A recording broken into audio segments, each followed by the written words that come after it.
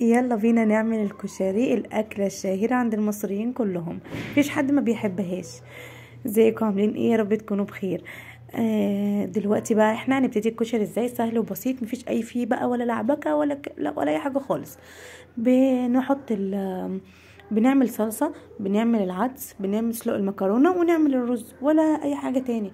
حطيتي العدس على النار يستوي يا دوبك نص سوا كده، يغلي غلوتين بالظبط. الصلصة بتاعتك بتحطي زيت، توم، وبترشيها بالخل اول لما التوم يحمر، وبتبداي تحطي الصلصة بتاعتك تتسبك، تركني على جنب على طول يا اختي. والعدس اهو زي ما انت شفتي استوى، ركنته على جنب نص سوا. طبعا دي حالة المكرونة، حطيت فيها شوية زيت، معلقة ملح، وهحط المكرونة بتاعتي. احنا مش بنحبه بمكرونة تانية غير الاسباجيتي بس. طبعا في ناس بتحط المكرونة الصغيرة، براحتكم خالص، ده اختياري. احنا بنحب المكرونة دي، واوقات بحطها لهم الصراحة التانية صغننة، بس هي هما دلوقتي حابينها بالاسباجيتي فعملتها بالاسباجيتي. وبتقطعي البصل على حسب، برضو احنا كن بس يعني ايه، الطبق اللي انتوا شفتوه ده بس، فمش محتاجه اقطع بصل كتير.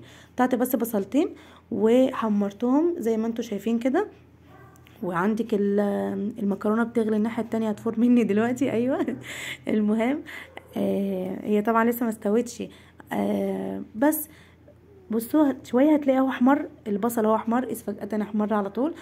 في نفس الحله اللي انا كنت سالقه فيها اللهم صل على النبي، ايه يا جماعه قولوا معايا، انت فقدتي الذاكره، المكرونه. نفس الحله اللي انا كنت بعمل فيها المكرونه، سلقت المكرونه شلتها منها، ورحت راجعه تاني عملت الرز فيها اهو. حمرت الشعريه ورحت نازله بالرز. ايه اللي هيدي بقى اللون الجميل التحفه اللي احنا بنبقى عارفينه للكشري؟ الميه بتاعه العدس. حطيت الميه بتاعه العدس اهو بالعدس في قلب الحله، وحطيت شويه ملح، دقت الملح بتاعي، زودت ميه كان محتاج ميه، وشويه ملح، وكان تحفه وجميل. سايبه الصلصه هناك اهي على النار الهاديه كده، بتستوي مع نفسها، بتتسبك براحتها. وهو ده الكشري، ولا خد اي حاجه خالص.